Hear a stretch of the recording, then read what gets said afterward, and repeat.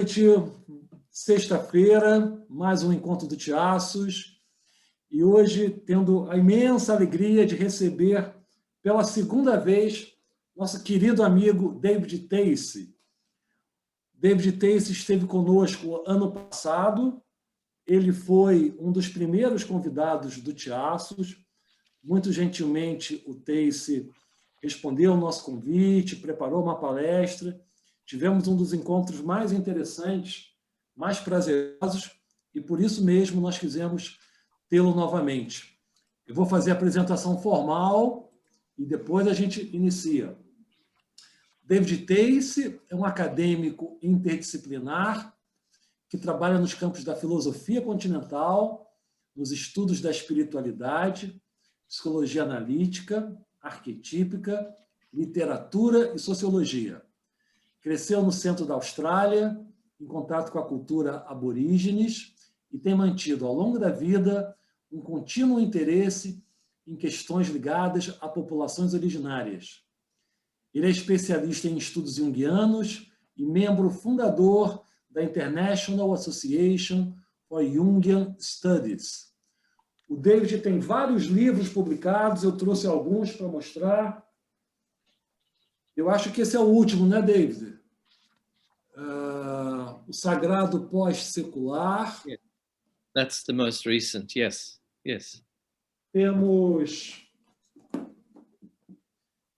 Jung and New Age. Jung and the New Age. That's just been translated into Chinese, that one. Gods and Diseases. Olha, Gods and Diseases. Ótimo livro Yes. também. Edge of the Sacred. Edge of the Sacred. É. Yes, that's my book on ecology. Esse também. Which is that? The Darkening Spirit. That's about James Hillman, that book.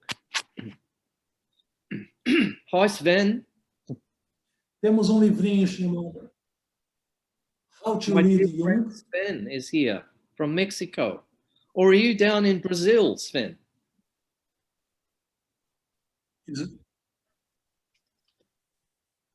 Sven está no México, né, Sven? Pode falar, Sven. Yes, David, nice to see you. Yeah, I'm in Oaxaca, in Mexico. Oaxaca, the capital of the universe. For some of us. Bem-vindo, Sven. Gustavo Beck também está por aí, em algum lugar, eu acho. Esse livro, The Jungian Reader. Gustavo Beck? Yes. Yeah. I know Gustavo's work, yes. E esse livro, A Ideia do Another Luminoso, book. que é uma edição, Too many né? books. Yeah. David, sinta-se bem-vindo. É um prazer grande te ver. Gosto muito de te receber. E todos nós do Tiaços temos uma grande alegria em ter você conosco de novo. Muito obrigado pela tua presença.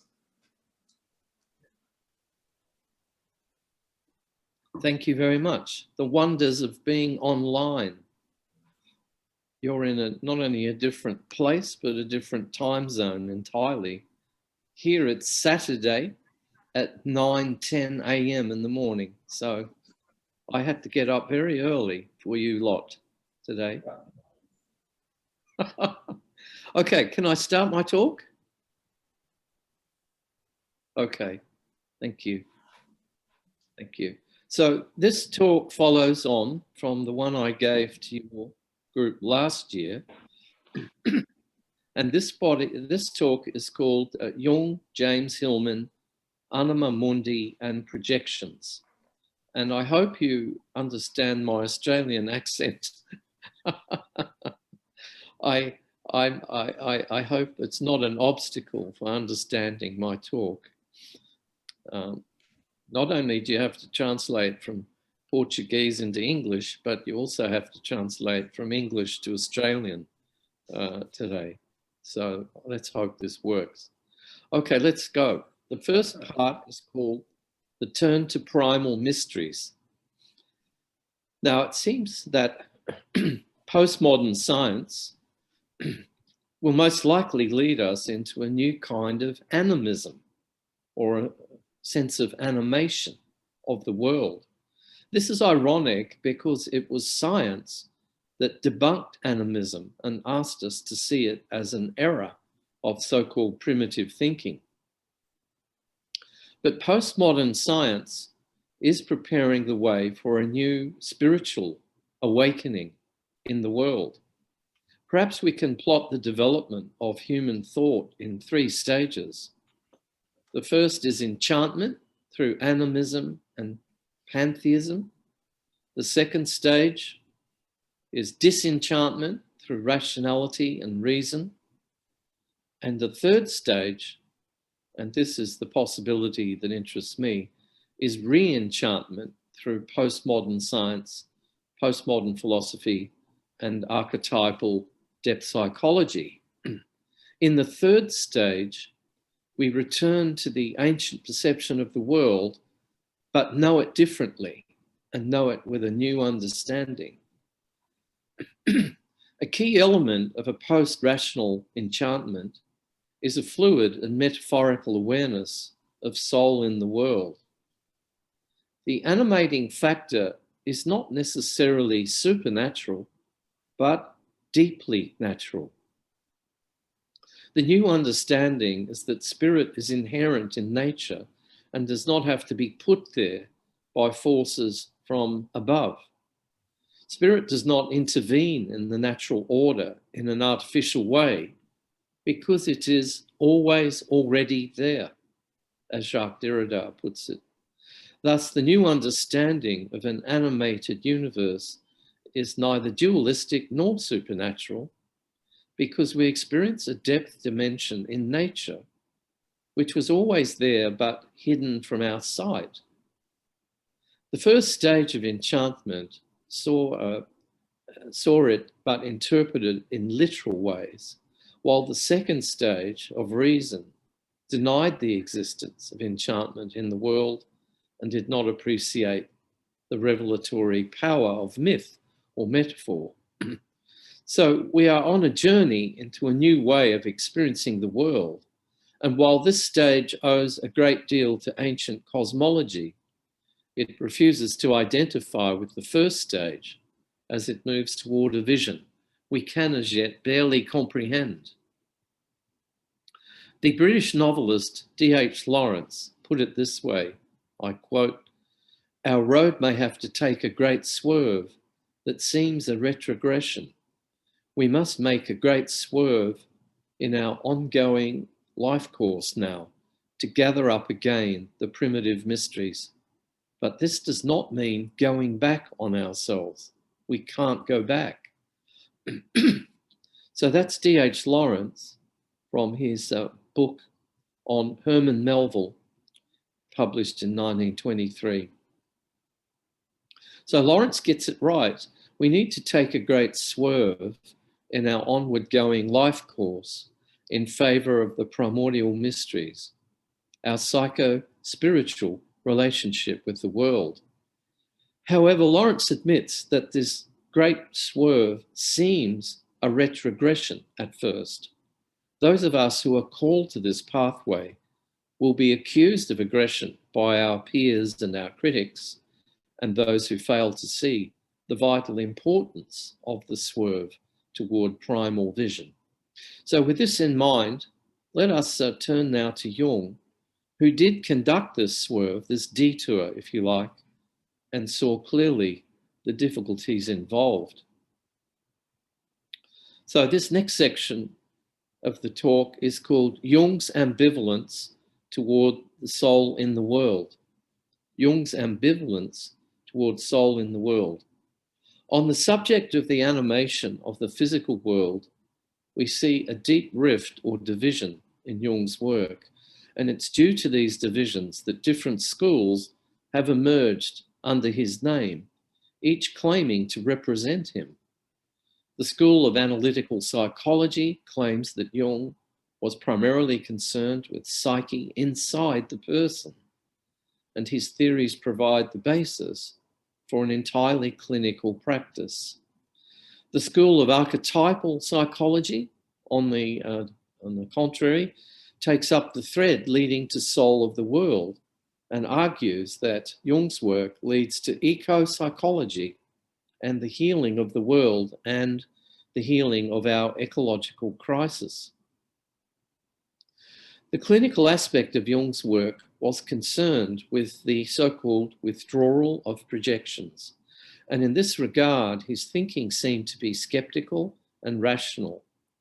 As a clinician, Jung viewed the experience of spirits of place, totemic animals, ancestor spirits, gods and demons as psychic contents that had been unconsciously projected from the human mind onto the world. Freud had already said in one of his major lectures that the primal view of an animated world, quote, is nothing but psychology projected into the external world. And Freud said that in Psychopathology of Everyday Life, which he published in 1901. And there is a stream of Jung's thinking that is actually identical to Freud's. In his Terry lectures delivered at Yale University in the US, Jung made clear the nature of pre-modern animism. He was particularly interested in how magical or animistic thinking was undermined by the rise of science and reason. And I quote from Jung, "The world is as it ever has been, but our consciousness undergoes peculiar changes. First, in remote times, brackets which we can still observe among primitives living today."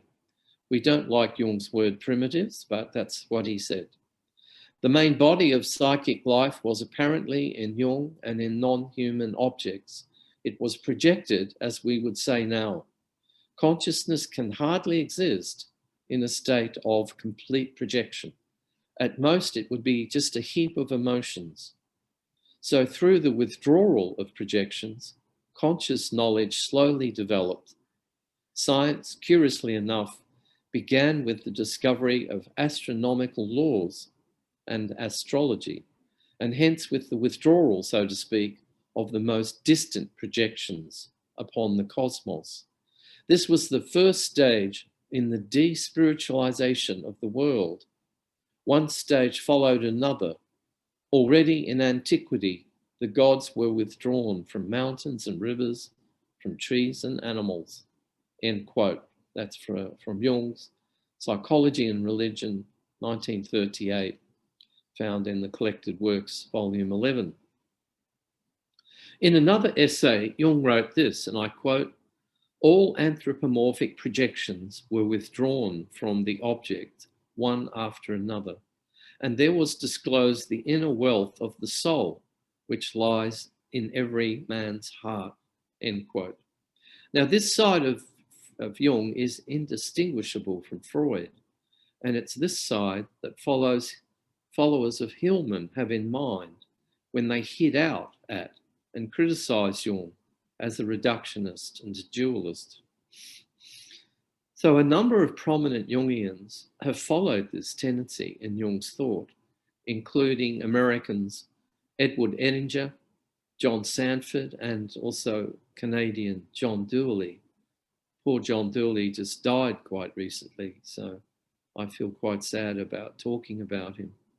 Each of these writers seems to possess an introverted vision of the psyche and doesn't have a cosmological or ecological perspective. For instance, poor John Dewey writes, and I quote, "What is specific to a Jungian understanding of contemporary spirituality is that the gods created through externalization or projection are to be consciously returned to their place of origin and addressed in the containment of the inner forum of the psyche," end quote, from John Dewey, from his book On Behalf of the Mystical Fool. Now, the most that Dewey can say about the worldly manifestation of archetypal forces is that externalization of the deities was perhaps a needed moment in the development of human religiousness, end quote.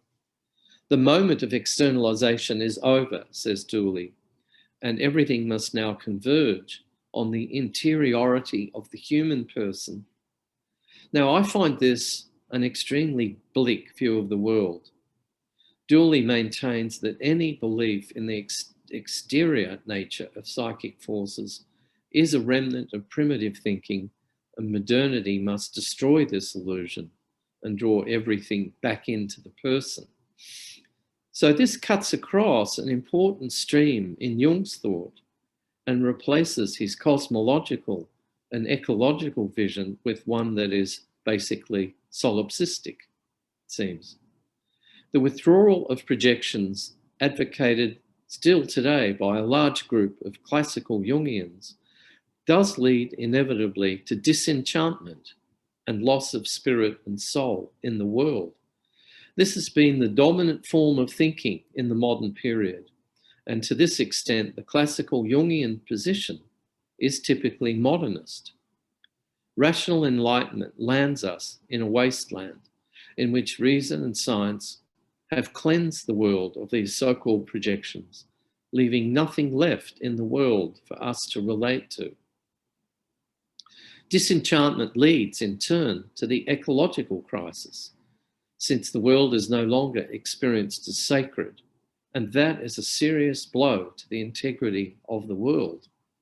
So if it's divested of spiritual significance and no longer sacred, we tend to experience the world as profane and have no reason to care or respect for it. Divested of its spiritual significance, it then becomes a short step to regard the world, the earth, as real estate or pure material resource to be used to satisfy consumerist desires. The desacralization of nature, as this is called, leads quickly to the degradation and exploitation of nature. In this sense, James Hillman is right when he says, and I quote, "We've had 100 years of psychotherapy and the world's getting worse." That was, of course, in his book of 1992, which he co-authored with Michael Ventura of California. So the next section of my talk is called Depth Psychology Beyond Projection. Depth Psychology Beyond Projection. So running alongside this reductionist, modernist project of withdrawal of projections is a second stream of Jung's thought, moving, strangely enough, in the opposite direction. This other Jung is actually quite concerned that the withdrawal of psyche from the world has gone too far, and so far that we've left the world empty, denuded, and wasted. And I quote from Jung, "From time immemorial, nature was always filled with spirit, and now for the first time we are living in a lifeless nature, bereft of the gods." So, end quote. Jung said that in a 1945 essay called After the Catastrophe of World War II. So Jung worried about the subjectivism that views all animations as projections. Roderick Mayne, a colleague of mine in Essex in England, argued, and I quote, "The concept of projection has in its own way contributed to the disenchantment of the world, for the concept implies that the meanings we perceive in the world are not there in reality, but are being foisted onto the world by the human mind." End quote from Roderick Mayne, from his book called Ruptured Time and the Re-enchantment of Modernity.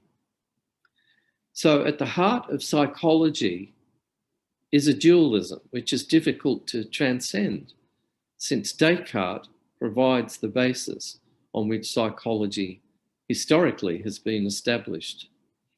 Meanwhile, having swept the world clean of these projections, we have taken into ourselves the spirits and the gods of the world and creation. We have ingested the animism, if you like, that was potent in ancient times, and have made this merely, in inverted commas, merely psychological. And I quote again from Jung, "For the first time since the dawn of history, we have succeeded in swallowing the whole of primitive animism into ourselves, and with it the spirit that animated nature." That's again from Jung's essay called After the Catastrophe, published in 1945. So we have absorbed spirit under the influence of rationalism. And Jung's argument is this has had a devastating influence on our health, on our mental health in particular. The gods of creation are toxic to the human mind, and especially toxic to the mere ego, which suddenly imagines it's godlike or divine because of the ingestion of all these gods and spirits from the cosmos. In other words, the swallowing of the gods has encouraged inflation, or what the Greeks call the ancient Greeks called hubris. Quote again from Jung, "Man conquers not only nature, but spirit also, without realizing what he's doing." The integration of the spirit means nothing less than its demonization, since the superhuman spiritual agencies that were formerly tied up in nature are introjected into human nature, thus endowing it with a power which extends the bounds of the personality ad infinitum in the most perilous way. So this is quite a different Jung to the one we looked at the start of this talk. And this is quoting from an essay called The Phenomenology of the Spirit, or in German, Die Phenomenology des Geist. So, if we do not objectify archetypal forces and treat them with respect, we fall to a lower level and become victims of forces that overwhelm us. The ego, says Jung, cannot contain the God energies. And instead of becoming godlike, the ego becomes demonic if it attempts to withdraw these gods. And so he says, with reference to Nietzsche, and I quote, "The individual ego is much too small, its brain too feeble to incorporate all the projections withdrawn from the world. Ego and brain burst asunder in the effort. The psychiatrist calls it schizophrenia. This was the case with Nietzsche, the uncomprehended portent of the whole modern epoch." And that is another quote from his essay, Psychology and Religion. So, this is a very vital passage which should stimulate more than passing interest. He says the ego is too small to incorporate all the projections withdrawn from the world. By ingesting forces that do not belong to us, we have not become supermen or Übermenschen in German, as Nietzsche supposed, but filled with dangerous powers.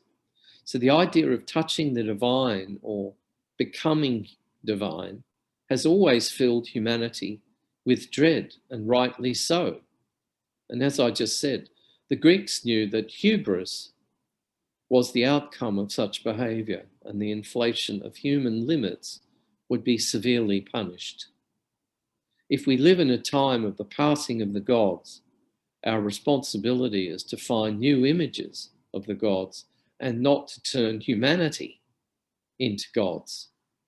While projections may come from inside, as Jung says and Freud says, they are archetypal rather than personal, in which case they represent attempts to express the animating spirit of the world. The most profound projections speak of the nature of ultimate reality, not of just the nature of human reality. Hence, in this debate about projections, it may be useful to distinguish between personal and transpersonal contents. It's important to continue with therapeutic aim, perhaps, of the withdrawal of projection, which is standard practice in every clinical in the clinic in the world. Otherwise, the individual can never come to him or herself, nor can he or she know the world in itself, apart from the projection of their unconscious contents. The parental figures, the mother and the father, the shadow, the anima, animals, need to be recognized as aspects of our broader human personality. However, the transpersonal forces cannot be placed in the same category. To introject transpersonal forces, such as gods and goddesses, spirits of nature, geniuses of place, must be seen as dangerous. With regard to the archetypes, Jung's emphasis on the withdrawal of projections is reversed. These projections do not belong inside us, but in the soul of the world, as Hillman argues. So the word projections is suddenly inadequate when we're talking about these matters, because it assumes a Cartesian model in which nature possesses no spiritual content unless it is projected into it by humans. I'll tell you at the end, in question time, why this concerns me so much. Jung worried about the subjectivism of this position and was concerned to think that his own work had contributed to this subjectivism.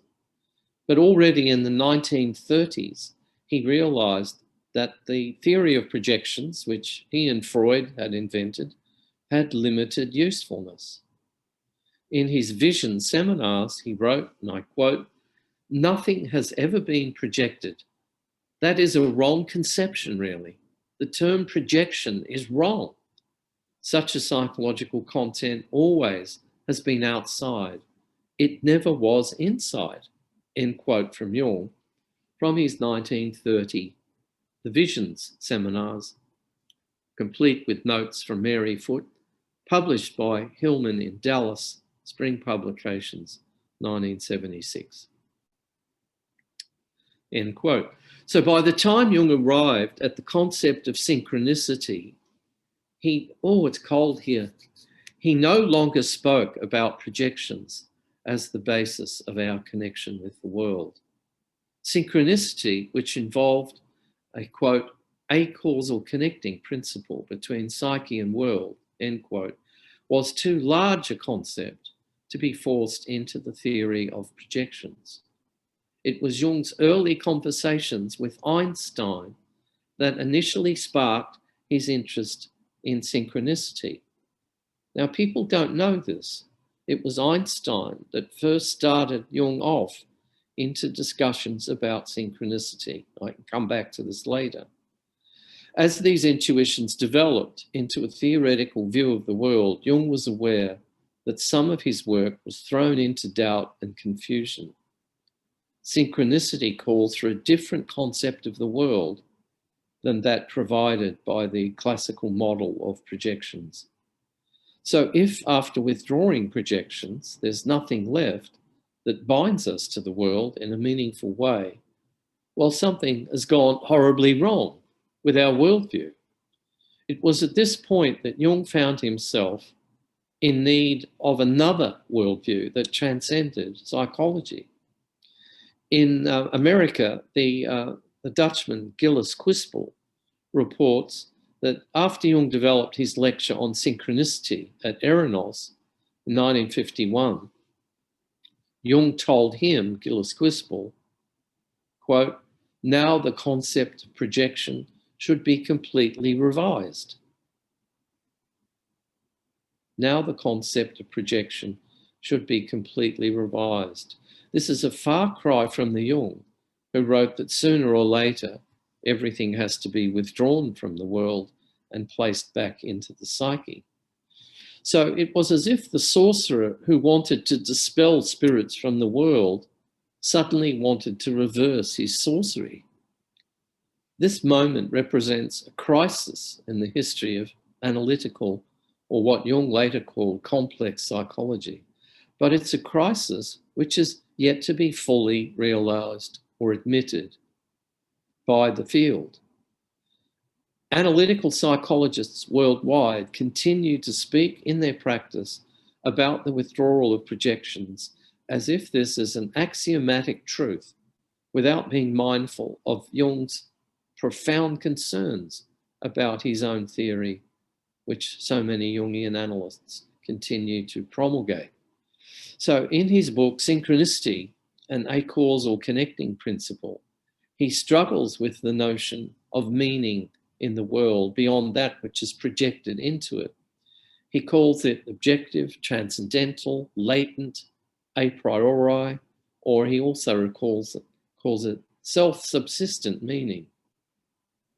Jung says, the great difficulty is that we have absolutely no scientific means of proving the existence of an objective meaning, which is not just a psychic product, since meaning, he says, is an anthropomorphic interpretation.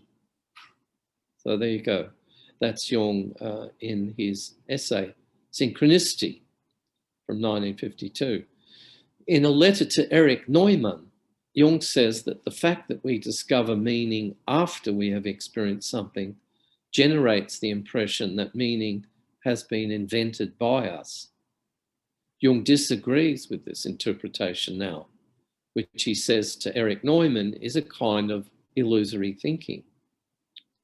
And I quote, meaningfulness always appears to be unconscious at first and can therefore only be discovered post hoc, or that is, in English, after the event. Hence, there is always the danger that meaning will be read into things where actually there's nothing of the sort. Synchronistic experiences serve our turn here. They point to a latent meaning which is independent of consciousness. End quote from Jung. So that's his letter to Erich Neumann, 1950. Neumann died soon after. He died very early, from Jung's Letters, Volume 2, edited by Gerhard Adler. So if meaning is already present, how can we know this if we are forced to discover it post hoc or after the event? The rules of the epistemological game, that is to say, the game of knowledge, of finding out how we come to know things, seems to work against the discovery of an a priori meaning, and in favor of the notion that meaning has been added by us, which provides the bias of materialistic science and philosophy. So Jung recognizes that there is meaning in the world beyond that which might be projected into it, but lacks the science to be able to tackle this problem. So I hope you're getting the gist of what I'm arguing here. It's a very big concern, and as I've said, so far we haven't been able to resolve this gaping rift at the core of analytical or complex psychology. The next part of this talk is called Toward a Post-Rational Animism. Toward a Post-Rational Animism. Excuse me. Increasingly in late career, Jung reversed the directions of his earlier thinking about psyche and world, as I've been saying. He sought an objective psyche that was not just put there by us, by what he calls the projection-making factor. It's as if beneath a certain top layer of projections, which psychotherapy attempts to withdraw or make conscious, there is a deeper layer in which psyche and world are actually intermingled. This, of course, is the basis of shamanism and the basis of most indigenous spiritualities. So this is the point at which normal therapy, concerned as it is with the development of the individual, gives way to a different kind of process, which might be called the therapy or making of the world soul, as distinct from the therapy or making of the individual human soul. Perhaps this is the point at which psychology actually gives way to philosophy, or indeed cosmology. So Jung kept hitting an epistemological brick wall with his thinking. His scientific thinking was, of course, like every scientific thinking, based on Newtonian science and Cartesian logic, and it couldn't carry him across the dualistic divide which separates psyche and world. In his attempts to write about the psyche that's already in the world, Jung actually has to resort to poetry, myth, and metaphor. He can't find the right scientific language that would allow him or us to walk into the one world, or what he keeps calling in Latin, unus mundus, the one world, which is free from such boundaries. In a letter of 1943, which I think is a very sad letter, he writes, and I quote, "I'm deeply convinced of the unfortunately still very mysterious relation between humanity and landscape, but I hesitate to say anything about it because I cannot substantiate it rationally," end quote from Jung, from a letter to a friend, colleague, 1943. So this is the very sad side of Jung. You know, he wasn't as sorted or as resolved on these things as many think. In the book by Maurice Berman, The Reenchantment of the World, Berman acknowledges that Jung was perhaps the only figure in the scientific community of his time who tried to attempt to move beyond the dualistic Cartesianism in which science has been traditionally caught. But Maurice Berman, ends up dismissing Jung, despite his valiant attempt. He says, quote, "Jung broke with scientism, but doing so propelled him backward in time. In medieval and Renaissance alchemy, Jung recognized a wholeness that permeated the psyche of the Middle Ages and which was still present in human dream life. Clearly, dream analysis has a timeless importance, but any science constructed on Jungian premises would necessarily be a straightforward revival of the occult worldview, and thus a return to naive animism. Jung shows us the path to a non-Cartesian worldview, but his premises cannot be the basis for a post-Cartesian paradigm." So, end quote. That's an interesting but very scathing, really, attack on Jung by Maurice Berman in his early 1981 book, The Reenchantment of the World, published by Cornell University Press in Ithaca. So this is an example of what I mentioned earlier. Jung takes what T.H. Lawrence called the Great Swerve in the direction of the past. And because he does this, he's accused of being naive and regressive. The Lacanian scholar Slavoj Žižek, whose work I find very interesting, makes the same accusation. And I quote from Žižek, "Jung advocates a return to a pre-modern universe of wisdom and its cosmology, the universe of a harmonious correspondence between the human microcosm and the cosmic macrocosm. That is to say, for him, the subject of psychoanalysis is the pre-modern subject living in a universe in which, quote, everything has a meaning." Of course, that's Slavoj Žižek. As you know, many non-Jungians find Jungians hilarious because everything that happens, you know, even if you sneeze or cough, everything's got some psychological deeper meaning. And poor old Jungians are often the butt of jokes with regard to this finding meaning everywhere, which is, for a lot of people, a sign of paranoia. So it's too easy for intellectuals to poke fun at Jung's project. They claim he is not transcending modernism, but going backwards into a pre-modern cosmology. But not all voices chime in with this condemnation of Jung.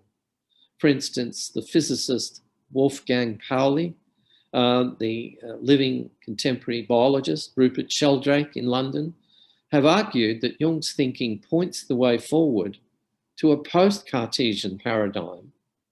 More recently, scientific inquirers such as Jean Knox of Britain, Joseph Cambray of the United States, and John Clark of Britain have argued that Jung may have been more successful at moving toward this post-modernist paradigm than Berman or Zizek intimate. So although his work on psyche and world may seem like a reversion to magical thinking, developments in neuroscience, complexity theory, and emergentism may be able to show that Jung was working with postmodern scientific concepts ahead of schedule and was groping in the dark for a science that had not yet been invented. So recent interpreters of Jung, such as Joseph Cambray, in his very fine book called Synchronicity, have argued that Jung's research can be better understood in the 21st century than it can in the 20th century, now that we have the new sciences to act as our guide. I refer mainly here to Joseph Cambray's book called Synchronicity, published at College Station, Texas in 2009. Many of you will know Joseph Cambray, of course. So now the next section of my talk, and I'm nearly approaching the end. This section is called Hillman and the New Animism. James Hillman and the New Animism. So Hillman adopts a very interesting, somewhat radical view, actually, a wild view, for which he was often condemned by Jungians.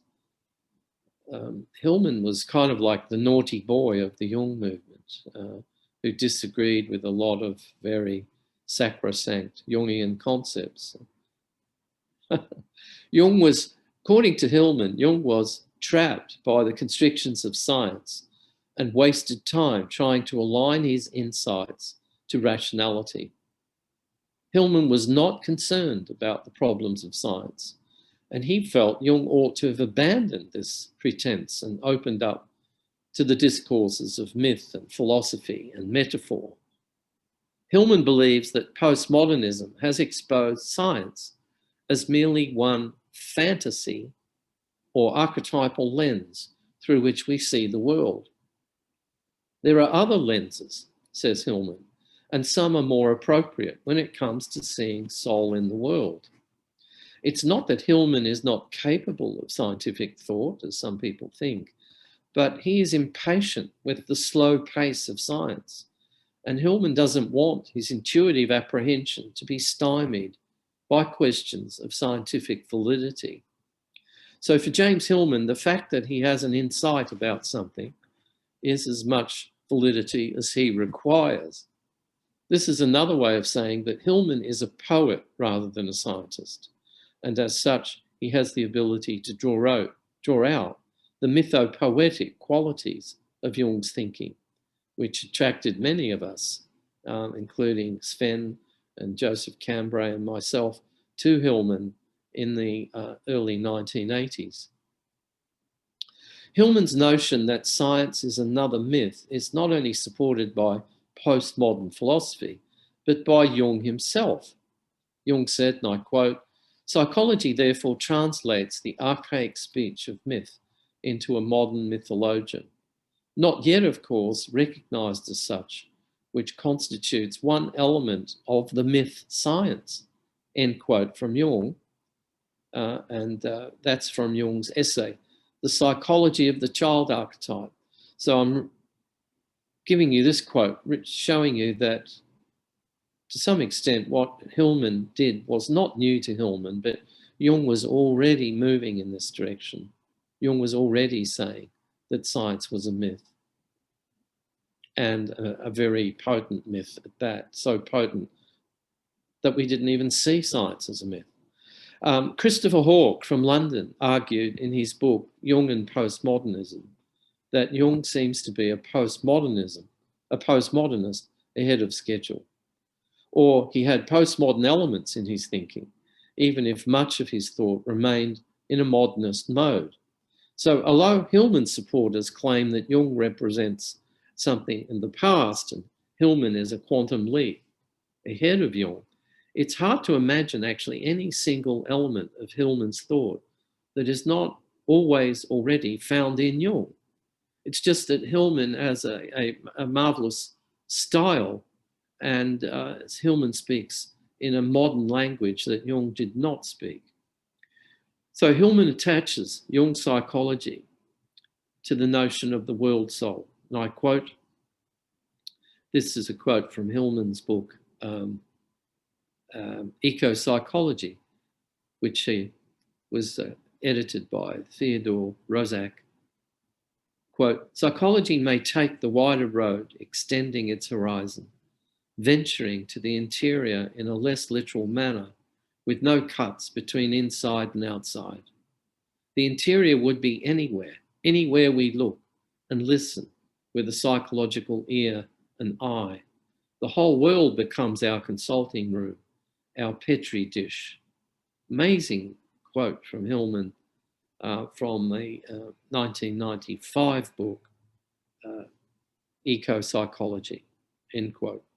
So while this appears self-evident to Hillman, steeped as he is in the tradition of Platonic and Neoplatonic thought, most psychologists would attempt to see this as poetry rather than science, which is one reason why Hillman was rejected by so many Jungians, especially in Europe and especially in the United Kingdom, where Hillman's work is not even taken seriously by Jungians. But in revisioning psychology, Hillman attempted to win psychology back from science and to enlist it in the service of poetry. It's in that work, Revisioning Psychology, Hillman asserts what he calls a poetic basis of mind and argues that psychology should, and I quote, start neither in the physiology of the brain, the structure of language, the organization of society, nor the analysis of behavior, but in the processes of imagination, end quote, which is, of course, from his classic Revisioning Psychology.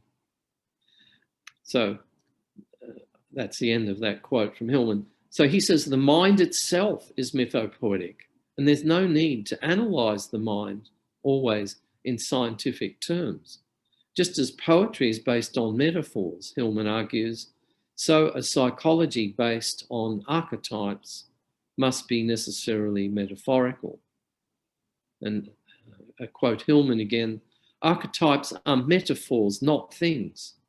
We find ourselves less able to say what an archetype is literally and more inclined to describe them in images. Archetypes throw us into an imaginative style of discourse. Again, from the classic Revisioning Psychology, written right back in the 1975.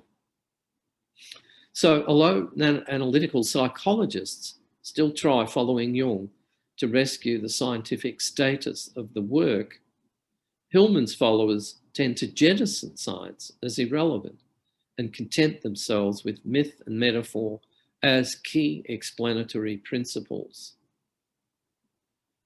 I'd like to understand the relationship between this quarrel in Jungian psychology today, internationally, between the archetypalists and the analytical psychologists. Hillman is uncompromising when it comes to the question of projections. He says, and I quote, the idea of projection is one of depth psychology's denial of things as they are, so as to maintain its view of the world, end quote. Pretty amazing comment from his Anima Mundi essay. Hillman exaggerates, perhaps, to make his point. It's possible, I would argue, to continue to engage in a therapeutic withdrawal of projections and at the same time remain mindful of a transpersonal psyche in the world. In an absolute rage against psychotherapy, as Hillman was toward the end of his life, he claims projection is a mere defense against the world soul, and as such, it needs reversing. And I quote from Hillman, what psychology has had to call projection is simply animation, in which the soul of the thing corresponds or coalesces with ours, end quote from Hillman from his Anima Mundi paper. So there is none of Jung's ambivalence in Hillman, no wrestling with the problem of mind-created projections, no wrestling with the problem of science versus poetry. Hillman has taken leave of science in this regard and is exploring psychic reality with intuition and vision. He enjoins us to revision not only psychology, but projection as well, although few have followed this lead of Hillman's. Perhaps developing this line of research lies in the future of Jungian psychology. Ironically, it will probably be science which breaks the deadlock and allows us to understand this animism in greater depth. So, in his foreword to the book Eco-Psychology, Hillman says he reflects less on the difficulty of extending psychology across the Cartesian divide of subject and object than he does on how psychology as a discipline was so easily uprooted from its base in philosophy. So here's James Hillman, I quote, "Sometimes I wonder less how to shift the paradigm from inside to outside than how psychology ever got so off base. How did it cut itself off from reality? Where else in the world would the human soul be so divorced from the spirits of the surroundings? Even the high intellectualism of the Renaissance, to say nothing of the modes of mind in ancient Egypt or Greece or contemporary Japan, allowed for the animation of things, recognizing a subjectivity in animals, plants, wells, springs, trees, rivers, and rocks. Psychology, so dedicated to awakening human consciousness, needs to wake up to itself and wake up to one of the most ancient human truths. We cannot be studied or cured apart from the planet." An amazing, amazing statement from Hillman, I find incredibly moving. And, you know, with the new work by Greta Thunberg and all these young teenagers who are getting into this whole business of the cosmology of the world and the ecology of the planet, Hillman, I don't think, has been discovered yet by the broad ecological movement. So according to Hillman, animism is a natural part of our experience of the world. Where there is soul, there is anima. And where there is anima, there is animation. The very word animation comes from anima, meaning soul. So Hillman makes an important link between the rebirth of animism and the breakdown of the physical environment. And he says, the renaissance of a psychology that returns psychic reality to the world will find its starting point in psychopathology, in the actualities of the psyche's own suffering, where depth psychology always arises. And I continue with Hillman's quote, "The modern world, the contemporary world, because of its breakdown, it's entering a new moment of consciousness. By drawing attention to itself by means of its symptoms, it's becoming aware of itself as a psychic reality. The world is now the subject of immense suffering, exhibiting acute and crass symptoms by means of which it defends itself against collapse." Okay, so that's again from his Anima Mundi essay. In conversation with Michael Ventura, the Los Angeles journalist, Hillman exclaims, and I quote, "The world has become full of symptoms. Isn't that the beginning of recognizing what used to be called animism? The world's alive and it's having effects on us. There's pathology in the world, and through that we're beginning to treat the world with more respect. The soul is always being rediscovered through pathology. In the 19th century, people didn't talk about psyche until Freud came along and discovered psychopathology." So that's from his book. We've had 100 years of psychotherapy and the world's getting worse. So Just as psyche speaks through pathology and disease and was discovered through symptoms, in Freud's case, hysteria, in Jung's case, studying neurosis and psychosis, plus schizophrenia. We are faced with the rediscovery of soul in the world through ecological illnesses. This is a great turn of Hillman's thinking. This is a genuinely original insight of James Hillman, and an important one for recovering our ecological integrity.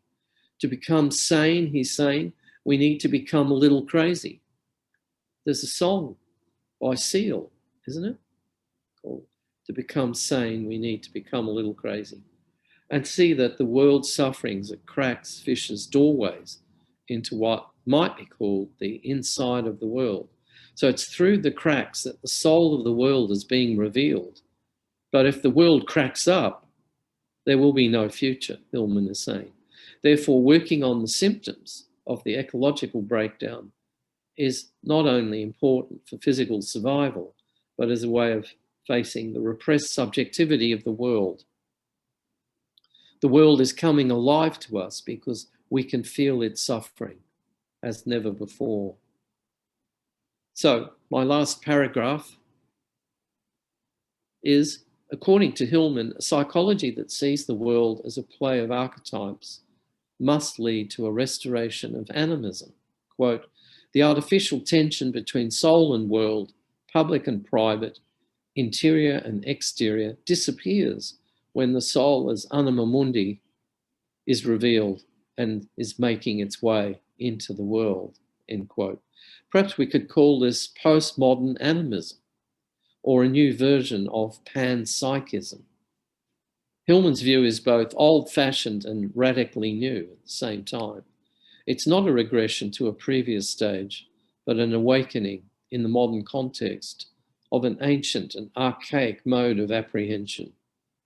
As Mircea Eliade put it, and this is one of the most important quotes I could ever come across, the sacred is an element in the structure of consciousness, not a stage in the history of consciousness.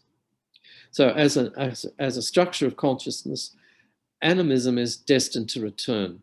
It will return, Hillman says, in conjunction with our experience of a disordered world. As Jung announced right back in 1929, the gods have become diseases. So today we might say the spirits of the earth have been reborn.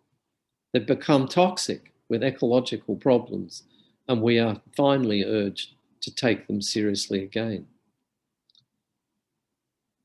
That's it. Thank you, Theosos. Thank you, Theosos. Thank you, Marcus. Thank you, Isa.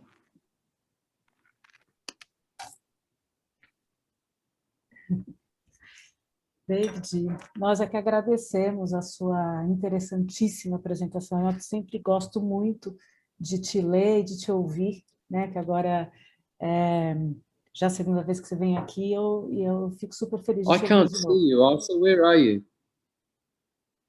Where are you? Wave. Tá aqui. Me achou? I could see Luciana. É? Achou? You are here. But you're like God. You can't be seen, but you can be felt. Eu estou aqui. Então, ele está me ouvindo. Keep going. Me achou? Okay, I'm listening.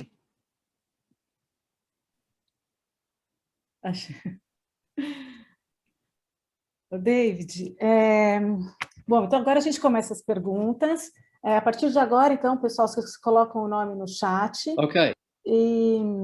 E aí eu vou chamando vocês para vocês falarem, tá bom? Eu vou começar, então, a fazer as perguntas. Eu vou começar com uma pergunta. Yes. Pensar que o mundo não depende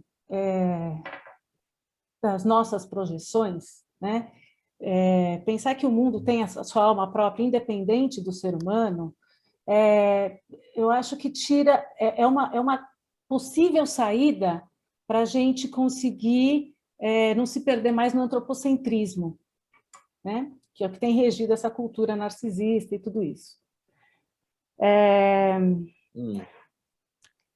Nessa linha de raciocínio, e pensando nisso que você trouxe no final da sua palestra, do sintoma, da cura do mundo, né? Tem muitas falas, muitas pessoas falando que a pandemia foi uma resposta ao ser humano, né? O ser humano projetou, né? ou maltratou a natureza, e a pandemia é uma resposta ao ser humano. Eu queria saber a sua opinião sobre isso. Se existe essa relação, qual é a relação do humano com a pandemia, pensando nessa questão das projeções e de que o mundo não depende das nossas projeções?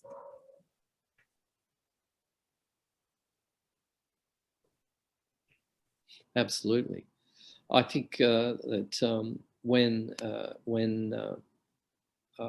I wrote this talk, it wasn't yet the time of COVID, and but virtually everything I've just said or I've quoted Hillman as saying is, of course, directly connected to the pandemic, and the pandemic is indeed a path. What Hillman says: the world. We have to listen to the world because it's now full of pathology. We are now full of pathology, and particularly in Brazil, as you know, the pandemic is, I think, one of the worst in the world in Brazil, but also in India and in Spain and in various other countries. So what's happening is that we are living in a state of emergency, a state of apocalypse, if you like. It's an apocalyptic state we are in, where the problems that have been disguised for so long are now being revealed, which is that the human psyche and the world are one. They're connected. You can't simply extricate human psyche from the world. The psyche is in the world, and psyche is in us as well. So it's a two-way thing. And that's why I tried to say in my talk that Jung was struggling with this idea that psyche is inside. And he actually outgrew it. During the course of his career, he outgrew this Freudian idea that the psyche is separate from the world. So I think one of the things that, the two big things of the moment, aren't they? The COVID pandemic and the ecological catastrophe are both pointing in the same direction, to the fact that we've got to take seriously the unity between the human psyche and the world, or if you like to put it more technically, between the human psyche and the soul, or Anima Mundi, of the world. And so it's really the time now, urgently, to think about these matters deeply and not just apply the medical model to the COVID crisis. The medical model is important because it's helping to save lives, and I've just recently had my first AstraZeneca injection against the virus, but it made me very sick actually for quite some time. I need to get my second jab in another month. It made me very sick. But nevertheless, these are just some preliminary suggestions. So back to you now.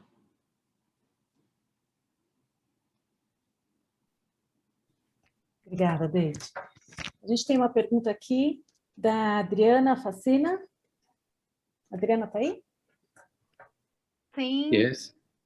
Boa noite, professor Tacey. Muito obrigada pela sua palestra.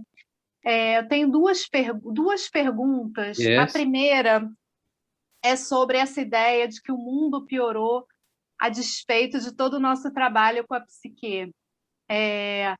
Do ponto de vista ambiental, certamente, mas do ponto de vista de direitos, há um século atrás eu não estaria falando aqui, provavelmente no Brasil. Há um século atrás a gente tinha indígenas sendo caçados por pessoas brancas. Então, eu acho que, de certa maneira, determinados direitos que foram conquistados têm a ver também com esse trabalho psíquico mais abrangente de entender determinadas populações, né? Não vou dizer minoritárias, não somos minoritárias, mas com menos direitos, como tendo direitos iguais, né? Acho que não só tem a ver com a psicologia, mas com a antropologia, com várias outras ciências. E a outra questão é em relação a esse desmonte pós-moderno do discurso científico, que eu acho que, no contexto de Covid-19, da pandemia mundial, sobretudo aqui no Brasil, a gente teve a obrigação, de certa maneira, de virar um pouco isso, né? A gente tem um presidente negacionista, que é chamado por parte da população que o apoia de mito. Isso é muito significativo, né? O presidente mito. E a gente se vê na situação de defender o discurso científico que diz que isolamento social, uso de máscara, vacina, são as únicas maneiras cientificamente comprovadas, incontestáveis, portanto, de enfrentar a pandemia. E a gente vê a extrema-direita, de certa maneira, usando as estratégias do discurso pós-moderno de dizer que isso é uma versão, que existem outras versões, que a verdade ela não é absoluta. É muito esquisito, porque a gente se vê no espelho, né? A gente está há décadas desconstruindo esse iluminismo colonial, cientificista, positivista. Como a gente enfrenta isso sem perder a mitopoética, sem perder, como diria Che Guevara, né? Sem perder a ternura, mas, ao mesmo tempo, reconhecendo que, nesse momento, o discurso científico ele traz certezas que salvam vidas. Seriam essas minhas perguntas, e já agradeço muito. Foi encantador te ouvir.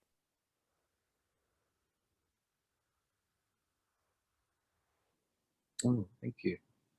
I'm not sure if they were questions. They were more comments, and which is good. I mean, I don't think we should just call this question time, you know, because the problem with question time is that it puts me, it inflates my position in the group here. It assumes that I know the answers to everything, and I don't. All I have is more questions rather than answers. But I think... It's great. Yes, thank you. I think we should get rid of this word Q&A. You know, everybody talks about Q&A. We should call it comments and responses. So C&R, we should call it, not Q&A, comments and responses. So I think what that questioner did was actually just very, very nicely reword what I've already just said tonight, and I don't want to have to repeat myself and say it again. So all I can say is thank you, and I agree with what you're saying. And I think we are in an invidious position, because science, according to Hillman and Jung, is partly the problem of this, because science set up this false dualism between psyche and world. And now we're realizing that, you know, how wrong that was. But we also still turn up to the medical clinic to get our injections against COVID, hoping that it's going to somehow protect us from the incursion of the pandemic. So, and I'm just as guilty as anyone else in both, on the one hand, criticizing science, and on the other hand, grabbing hold of science and hoping that science will defend me against this incursion of the pandemic. So, yes, please. Next response. Obrigada, Adriana. Dani Lascani?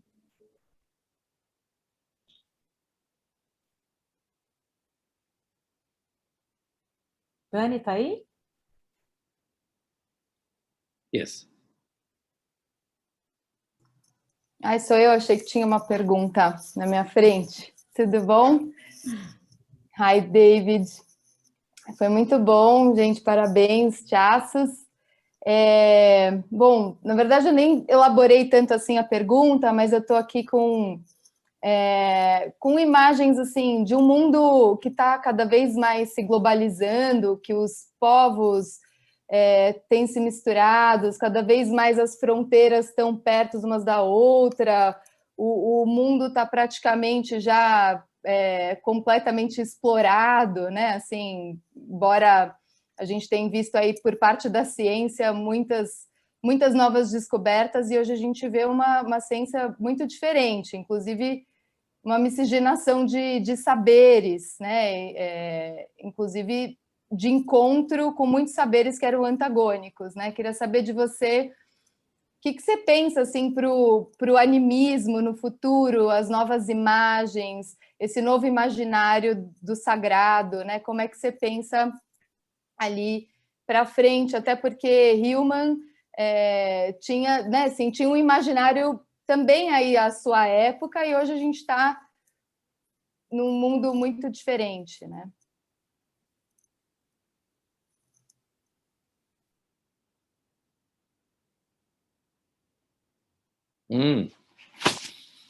Well, that is the key question, isn't it? What kind of imagery are we going to use? What kind of imagery? Now, perhaps Sven might like to say something about this in terms of his work in Mexico, and Gustavo Beck might want to comment as well. But let me just give you a little personal background to why I'm so interested in this topic. I grew up in, as you said at the start, Isa, I grew up in the centre of Australia in a little town called Alice Springs. And Alice Springs is a town full of Aboriginal, Indigenous people. And they had a profound impact on me and how I saw the world when I grew up as a teenager and also as a young man in my 20s. And the Aboriginal worldview, like the view of Indigenous people everywhere, is an animistic one. The world is alive with spirits and forms and gods, goddesses.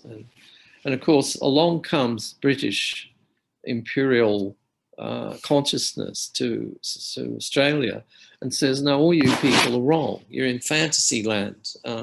There are no gods and spirits. There's no animistic presence out there. It's all in your head, and it's all being projected from your mind. In other words, the whole sophisticated European consciousness is based on the Cartesian dualism between subject and object, psyche and world, consciousness and the world as regarded as unconscious. So this was the problem with what I called at the start of my talk, the second phase of consciousness. The second phase was everything from without was felt to be in. Now that had, as Jung and Freud said, an important contribution to make, because we can't just go assuming that our next door neighbor is the devil, when in fact we are projecting our shadow onto the next door neighbor and not seeing the shadow in that neighbor's antics or behavior. So there is some, I'd say, hygienic gain or psychotherapeutic gain withdrawing projections. But the whole withdrawing of projections went too far. And then all of a sudden, all the spirits and all the gods were felt to be projections within us as well. And then, of course, that's when Jung realized that his psychology was, in fact, on the wrong track, paving the way to Hillman, actually. But as I said in my talk, a lot of Jungians didn't like Hillman and felt that he was a regressive force in this whole field because he wasn't in step with the movement of science. He wanted to move toward myth, poetry, and metaphor. So I think the big question I raised in this paper was, what is the status of our field of depth psychology? Who do we follow now? Early Jung or late Jung? Well, I think the majority of Jungians in the world don't even want to know about late Jung. They find late Jung to be too difficult, too philosophical, too animistic, and they really are more interested in early Jung, the Jung which is very similar to Freud. And I think it's very interesting now worldwide that Jungian analysts used to call themselves analytical psychologists, and now they call themselves psychoanalysts, which is an interesting thing, you know, because that's the word that all the Freudians use. And I think that this nomenclature, the way we name ourselves in this field, is indicative of the fact that people really want to go back to Freud and to find wisdom and to find security, to find financial security too in being psychoanalysts, rather than trying to venture forward. Hillman didn't want to be a psychoanalyst.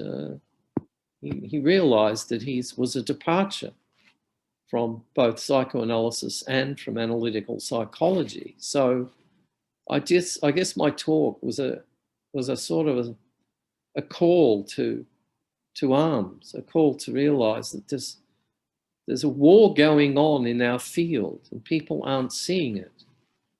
Jungians worldwide are talking about withdrawal of projections without even knowing that Jung rejected his own theory of withdrawal of projections. It's as if, you know, the last 20 or 30 years of Jung's life has been erased. And now we need Hillman, of course, to remind us of late Jung, because Hillman was very much connected with late Jung, not connected with early Jung. So I find that, you know, as an intellectual and scholar in this field, you know, I'm not a clinician, I'm a scholar. So as a scholar and a writer, I find it fascinating that there's so much repressed in our own field. You know, we're not seeing the problems. And if we don't see the problems, how do we fix the problems?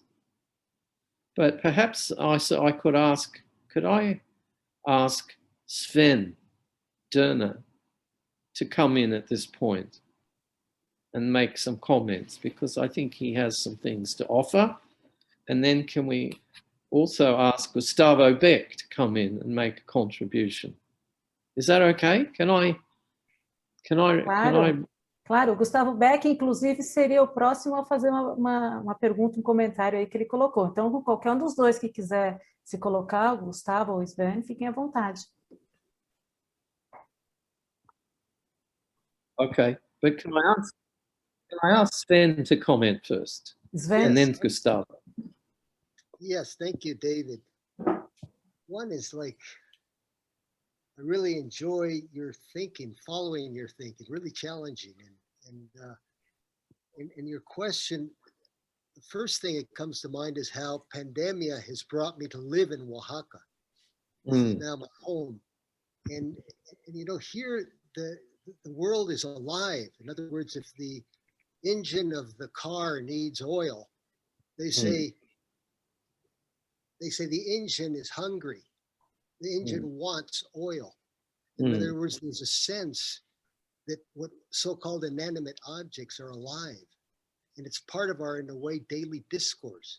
I'm, of course, in the countryside, surrounded by indigenous culture, and beginning to discover the basic, simple, very precise truths that, that that this ancestral wisdom brings us. But what I like most, or on this theme on your talk, was that it's not a matter of going back to those times. It's a matter of realizing that they're talking about eternal truths. And it's a matter of how to not just expand consciousness, but how to get more involved in life. I hear much of your talk as an invitation for involvement in life. I think that's right, Sven. I think a lot of people just see this as a regression to the past. A lot of intellectuals get very unsettled by Jung and Hillman. They think of them as just leading us back. I think the better diagram is not a circle back, but a spiral. You know, when you spiral, the spiral seems like it's going back, but it's actually looked at from another angle. The spiral is doing this. You know, so it's like the way we see things is in circles, but if we can see things spiraling, then looked at it from that perspective, it's not just going back to the ancient past, but as you said, Sven, it's the recovering of eternal truths. And those eternal truths are not dated in any way. We might need to use different language to express them, but they're not dated. And as Mircea Eliade put it, the sacred is not a stage in the history of consciousness. It's a structure. It's an element in the structure of consciousness. And I think that gets it right, what Eliade says there. And but too many people, especially intellectuals, are fearful of this. And I think also how you're very careful, like questioning the importance of understanding, interpreting, etc., and how in a way the world really is revealing itself, and it's inviting us to get involved. It's that engagement, which I hear is an underlying theme in your call. Exactly. That's exactly it, Sven. I think that's a beautiful way of putting it. I think in the COVID pandemic, the world is revealing itself. You know, the earth is screaming. The earth is in enormous pain. We are beset by pathology. And as Hillman reminds us, that's how the psyche was discovered. You know, it was discovered because Freud wanted to know the basis of hysteria. And it was discovered because Jung wanted to know the basis of psychosis. So it's through pathology that the world reveals itself. And I think this has got to be our contribution, whatever we call ourselves. What are we? Depth psychologists, complex psychologists, archetypal psychologists. It doesn't matter what we call ourselves. It's irrelevant. What it is that we have to allow the world to reveal itself in our own and through our own discourse. And in this time, it is the indigenous peoples globally, not just here in my country, but in Mexico, in Brazil, in Argentina, you know, in Africa, in India. It's the indigenous people who understand the reality and presence of soul in the world and the importance of that soul. We're not going to heal the ecological problems by just buying new green products or new green plastic bags or you know, engaged in more scientific disposal of our waste. You know, those things are good, but they're not the solution to the problem. The solution to the problem is to enter into the pain of the world, experience the pain of the world, and therefore allow the world to reveal itself through its pain. And that's why, you know, a lot of politicians hate that young girl, Greta Thunberg, in, where is she? In Sweden or somewhere? Or Norway? I think she's a prophet of our time. She is the prophet. She's revealing the pain of the world. We now need a Greta Thunberg for COVID. She's the one who reveals the pain of the ecological condition of the world. And we haven't yet seen somebody who can stand up and express the pain of the COVID pandemic in the way that Greta has expressed the pain of the ecological. But I think this is such an important topic. And as I said, this is where we can stand up and be counted. Stop being marginal people at the fringe. One just little detail there, David, you know, in the world around me, we don't talk about the relationship to nature. We are nature. Yes. Yes. From this perspective. Absolutely. And I think, oh, there's Marcus's child has just appeared. But I think that's right. So, and I think even the language we use is wrong.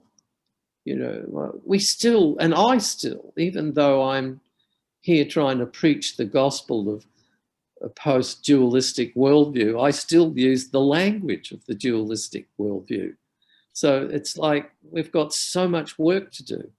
Jung was once asked at the end of his life how long it will take to build the new temple, to build the new worldview. And Jung said it will take 600 years. You know, we can't afford 600 years. I mean, you know, the world is in such a state of crisis. We've got to try and speed this process up. We cannot wait 600 years for our consciousness to get up, to catch up with what's going on. We have to speed it up. The world is in crisis. We are in crisis. And as a result, things have to be changed very, very quickly and very, very radically. I'd love your call for action, but maybe Gustavo would like to have a chance. Yes, where is Gustavo? I can't see him. I'm here. Okay. Hello, David. Hello. Well, in a way, I think you've addressed what I wanted to say, but I want to name a couple of things. Because I was wondering about the dangers and the shadow of what we're doing. I sort of to frame this, I'm a pessimist by nature, and I'm quite depressive by nature. So I do think we're in a crisis, and I do not think there's a solution to this crisis. That's sort of my point of departure. In that sense, what you say in regards to what we can do, perhaps as Jungians or psychologists, which is sort of an awareness of pain, seems useful. And just kind of trust whatever that brings. But what I was, when you were talking about the split in Jungians or the war between Jungians and the repression and their incapability, my sense is that it's not that they don't want, is that they don't see, because it's a power issue for me. That's my sense. It's about money and it's about power, as is the climate crisis. And if we do not address just capitalism and power, and how the Jungian view is embedded in capitalism and in power struggles, and how the narrative of enchantment is a green product that is consumed by white people who then go to San Francisco or whatever and buy the green products. And I mean, we are part of the narrative. And what we do is it can very easily become, at least in my experience, just as exploitative and but passively so, right? Like, so in a kind of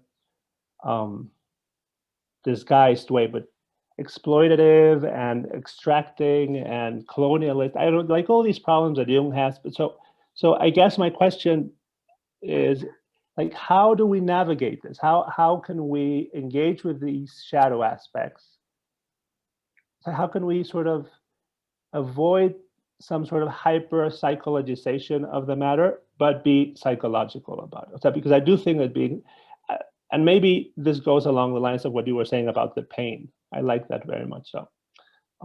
But like, how can we be psychological without psychologizing things that are not necessarily primordially psychological? Yeah. By the way, I think it was Sven, not me, who pointed out that the world is revealing its pain. Yeah. I was simply quoting Sven on this point. But I think that you're right. There are a lot of shadow issues here. I used to go to all the IAAP congresses every third year, I think. And, in Montreal and Copenhagen and Paris. And they were wonderful places. But I was very much aware that although we were all gathering as psychologists, or in my case, a cultural psychologist, we all had lots of blind spots towards our own psychology. And, we're wanting to psychologize our patients or the world the social world, but we're not too concerned about psychologizing ourselves because that's too dangerous, Gustavo, and that's getting close to that's getting too close to the bone. So the last Congress I went to with James Hillman was in Montreal in Canada. And it was quite evident there that there was this great schism or split in the whole Jungian movement, actually. There were people who were only wanting to look at it in a purely clinical aspect, and there were about another half of the Congress was wanting to take into account the soul of the world, not just the soul of the patient, and that these two cultures were divided, and they weren't even talking the same language. And yet, I think Hillman said to me at lunch one day, nobody seems to see the problem that our community itself is psychotic. It's split between people who are viewing this whole question clinically and people who are viewing this whole question globally and want to contribute to the ecological, the philosophical, the cosmological dimensions of the field. And he was saying to me at one stage that people resist the fact that our field is actually a field of philosophy. We can't just be psychologists. We might want to be for the sake of our financial security, or for the sake of being able to help our patients get money back from their insurance company because they've seen a psychologist, and therefore, it becomes a financial transaction. But the root of the problem is that we cannot remain just psychologists. We have to be philosophers. We are philosophers of the soul, as well as psychologists of the psyche. That was actually the last thing Hillman said to me before he died. And I found it very, very moving. I think it's a big challenge. All fields face these shadow problems, Gustavo. I mean, every professional field in the world has shadow that it wants to hide, that it cannot bear to deal with, because it impacts what we in Australia call the hip pocket nerve, the wallet, our financial security. All these things do form part of the shadow and become real issues. And that's why our conferences and our meetings like this one we're having now have to be more open, more transparent to these shadow issues, rather than just pushing them under the carpet and pretending that everything is fine when everything isn't fine. And I think if we're not feeling the pain of our own field, we're not feeling the field at all. But the field is in pain. And Jung was in pain. This torture that he felt between the desire to withdraw projections and the desire not to withdraw projections. became an absolutely crucial issue for Jung and for Erich Neumann and for Gillis Quispel and all these other people that I quoted in my talk. These are the wounds of the field, and those wounds have to be looked at and cannot be just glossed over out of some kind of professional slickness, if you like. You know, the theologian Paul Tillich made an interesting comment once. He said, every institution is demonic. And I think that's really interesting. Every institution, including our own institution, is demonic in the sense that it's just not prepared. There's too much at stake to actually look into everything and to understand that, after all, in terms of the history of the academic disciplines, I mean, if I take the history of my university here in Australia, psychology as a discipline emerged from philosophy. In fact, as was recent as 1985, my university had the Department of Philosophy and Psychology. It was the same department. And that's, I think, what we should go back to, really. Because when psychology split off from philosophy, it actually lost its soul and it lost its background, it lost its memory.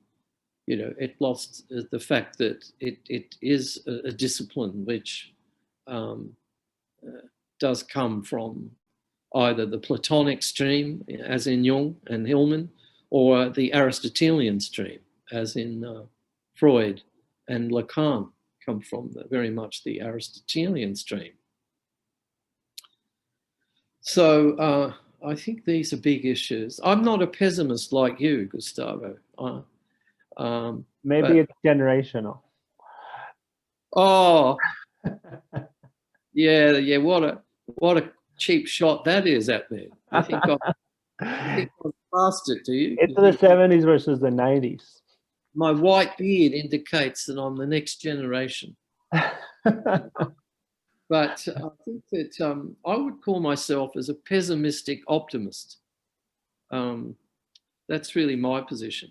I don't suppress the pessimism because I think the world's asking us to look at it. But I am optimistic in the sense that I do feel that although we're in deep shit, that we can actually get out of it. And I think we've got to have hope. And if we don't have hope, we'll just sink into depression. We can't afford to sink into depression. But I think I agree with you. We can't afford to deny the depression either, because there's nothing therapeutic in denying depression. We have to face it. I think what's interesting, at least in what I observe generationally, is that the generation under me, people in their 20s or 30s, are far more optimistic than my generation. Are they?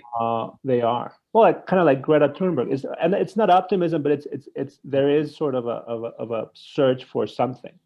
Whereas my generation, I think it's hope, the name. probably Not optimism. exactly Something active. Hope, Adriana, is exactly right.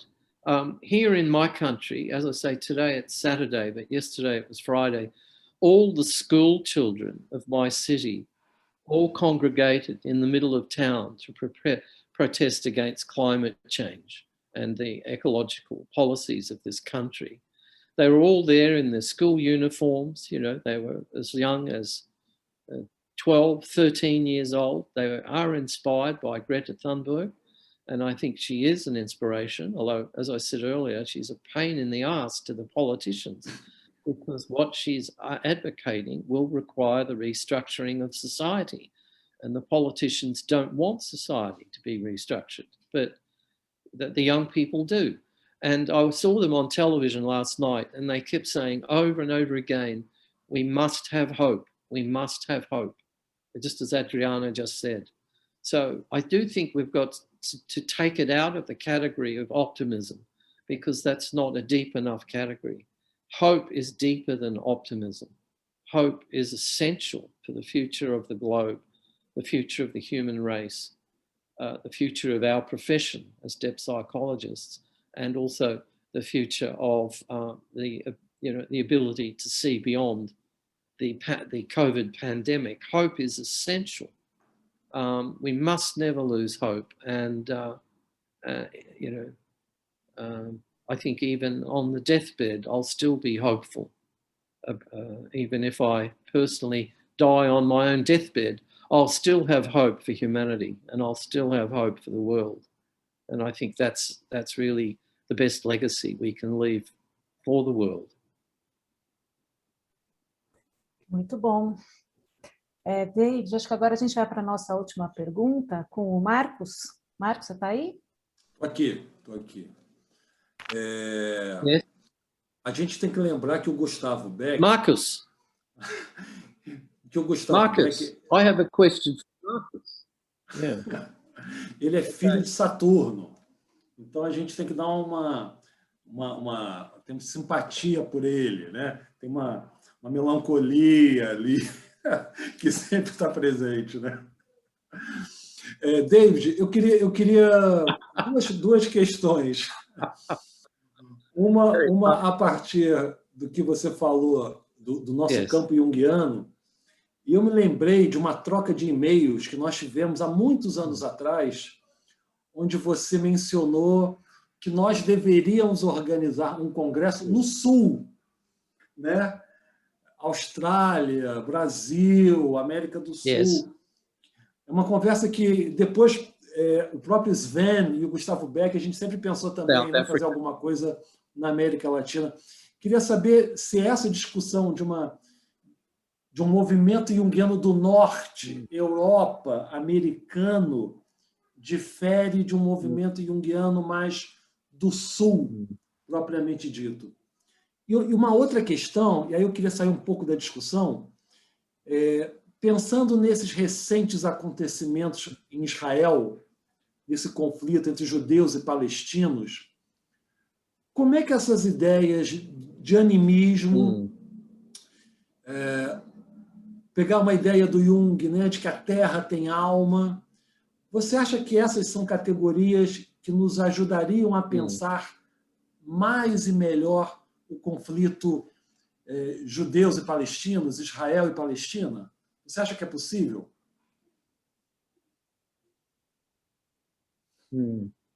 Absolutely.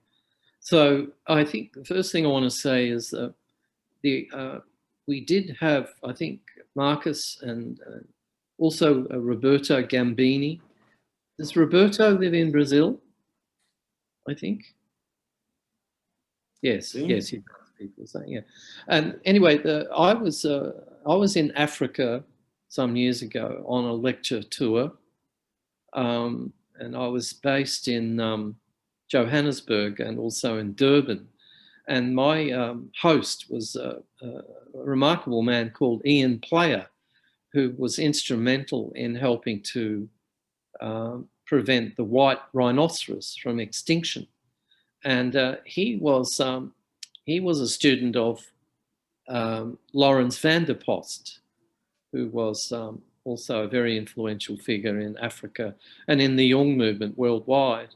And when I was in Johannesburg, it was Ian Player who said to me, all these Jungian ideas are all biased toward the Northern Hemisphere. Everything is north, you know, it's either North America, Northern Europe, everything is up north. Why don't we start thinking about the global south? And so Ian Player got on the phone to Roberto Gambini, and I spoke to Roberto about this. And I spoke to Marcus about it as well, that it's time we held some kind of congress about psyche in the global south. I'm obviously in the southern hemisphere, as you are. Sven is the only one who's not, I think, at the moment, up in Oaxaca. But anyway, I think that the global south does have something to offer. James Hillman, as you know, was very interested in the south of Europe in his case, you know, Italy, Greece, the Mediterranean, and what those countries have to tell us as distinct from Northern Europe, like Britain, Germany, you know, France, or at least northern France. And I think that the South does need to be represented more, and that we do need to start thinking about a possible World Congress held. Well, we can't hold it now, can we? I can't even go out of my house at the moment because of COVID. This is, but let alone have a global conference. But we can do things on Zoom as we're doing now, and but I think the conference should be either in South America somewhere, Brazil, or it should be in South Africa, perhaps, or it could be in Australia, but, you know, it's too far away for you people to travel. Could be in Chile or Argentina or somewhere like that, where we should be able to gather and have a congress about the global South. And I do remember that flurry of emails, Marcus, very much. And how I got stirred up by a lot of energy and inspiration about thinking of that you are our first cousins. You know, you people in Brazil are our cousins in the global South. And I think it's important to think about this. Now, there was another part of the question, Isa. What was the other part? Quer falar, Marcos, a outra parte da pergunta? Da pergunta, ele está perguntando. Sobre Israel e Well, Palestina. I think I don't want to comment too much on that. That's a political issue more than it is anything else. But I do feel that we must follow the advice of the Secretary General of the United Nations, who keeps saying over and over again, for God's sake, let's stop these local wars and concentrate on the global wars. You know, we have a global war on the COVID pandemic. Stop fighting each other, and we should all gather to fight the common enemy. And that would be my view. I mean, that's the ecological view. We've all got to team together.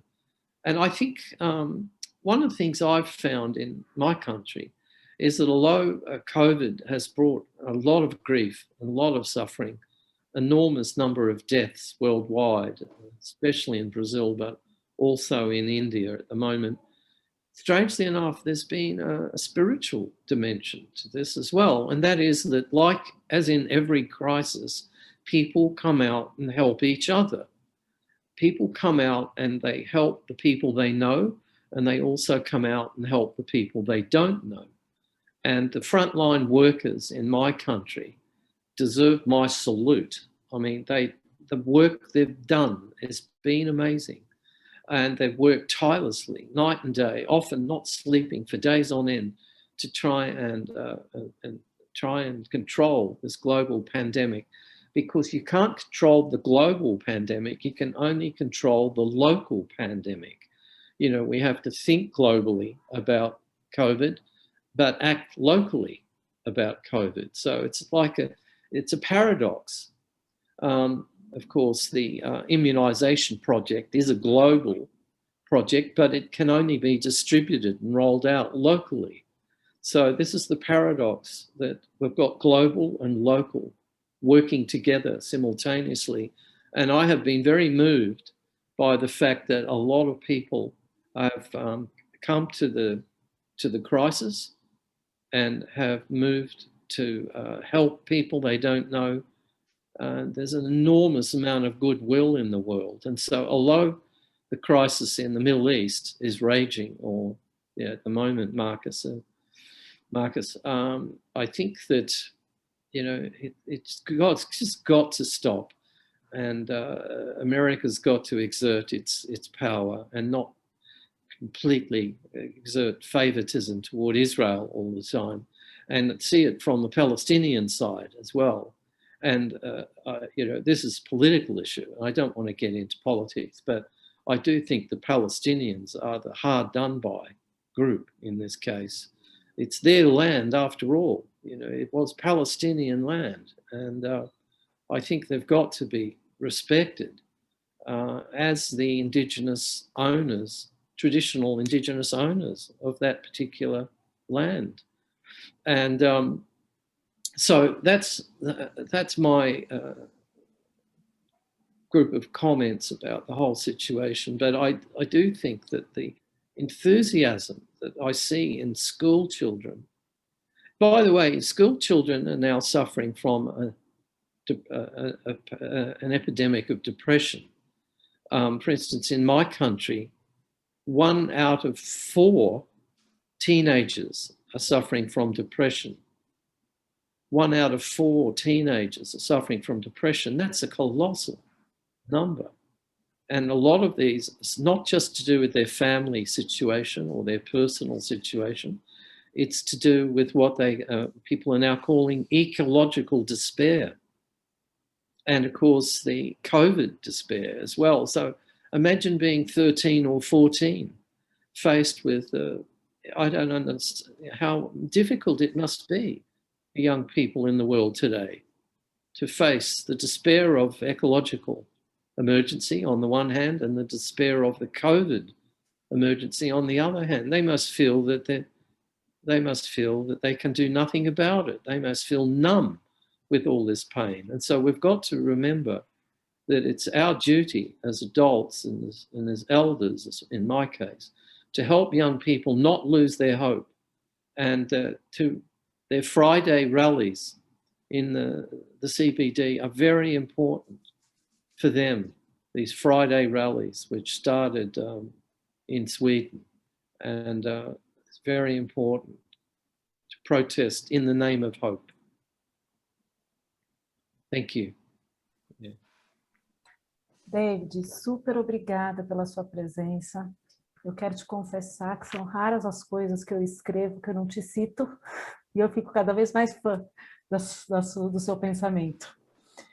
É uma delícia, uma delícia essa sexta-feira à noite. That's so funny. Quem sabe a gente não consegue tomar um vinho nesse congresso global que faremos um dia, presencialmente de preferência. Muito obrigada, viu? Muito obrigada mesmo pela sua presença. É isso, deixa eu falar uma última coisa. Isa, thank you. E se você não se cansar da gente, quem sabe ano que vem a gente faz um terceiro encontro contigo, para a gente Sempre falar bem-vindo aqui na nossa casa. Outros temas, outros aspectos. Você é sempre bem-vindo aqui. Obrigado também pela tua generosidade. Thank you very much, and thank you for all listening. And I think I can see there's quite a large group of you. So it's been my great pleasure to address you. As you probably noticed, I don't take myself too seriously. In Australia, we don't have any gurus, you know, no gurus. All we have are good blokes and good ladies. And I just consider myself a good bloke who's trying to work hard, but I'm definitely not a guru. And although I've published quite a few books, strangely enough, I don't take them seriously. I just see them as sort of like stations on the way. And I try very hard not to become too sort of fussed about my own contribution. So that's typically Australian point of view. We're a bit downbeat, a bit like Gustavo Beck. We're a bit downbeat here. We're a bit pessimistic, and we're not into being stars or gurus.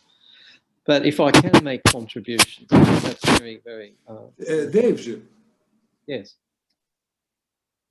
Yes? Você está escrevendo algo agora? Você está pesquisando alguma coisa sobre?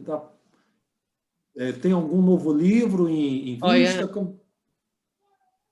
Yes, I am. I'm working on another book on Indigenous spirituality and Indigenous Animism. And I think it's the Indigenous moment at the moment, you know, culturally, globally. This is the time to listen to our Indigenous people everywhere. As Sven said, they're the ones with the access to these deeper truths. We've got all these modern concepts which are not very helpful. And so I'm writing another book, and it's about my country, and the title of it is Spirit Country. Spirit Country. And so that's what I'm doing at the moment. But I must say that last year, when I was in lockdown in my house here most of the year, I wasn't feeling very inspired to do much writing. I was feeling the pain, feeling my pain, feeling my neighbour's pain. And it wasn't very easy to then simply go to my desk and write. So I had a bit of writer's block last year. So don't expect my new book too quickly, Marcus, because things have been very difficult. The writer is also part of society. The writer can't just shut him or herself off and pretend that they exist in an ivory tower somewhere. So I think all writers worldwide have experienced the numbing impact of COVID, and this has been very difficult for writers and publishers too. This recent time, every creative artist has felt sort of numbed by the enormity of these problems that face us at the moment. It's bigger than World War III. The casualties at the moment on a daily basis are bigger than any of the world wars that we've seen. So how can I joyfully pick up my pen and write? I cannot. I have to feel that pain. And if I don't, I'm not being fully human. So that's my long-winded answer to your question, Marcus, but thank you very much. Obrigada, Thaís. Pessoal, Thank you. I will now stop and have breakfast.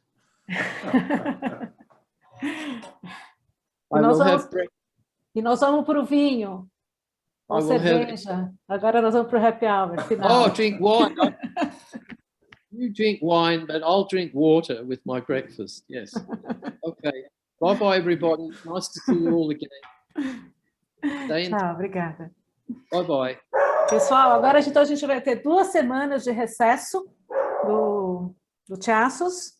Não teremos dia 28 nem dia 4. Dia 11 a gente volta com Maurício Santos, com o tema individuação, tornar-se outro ou tornar-se o que é ou devir outro.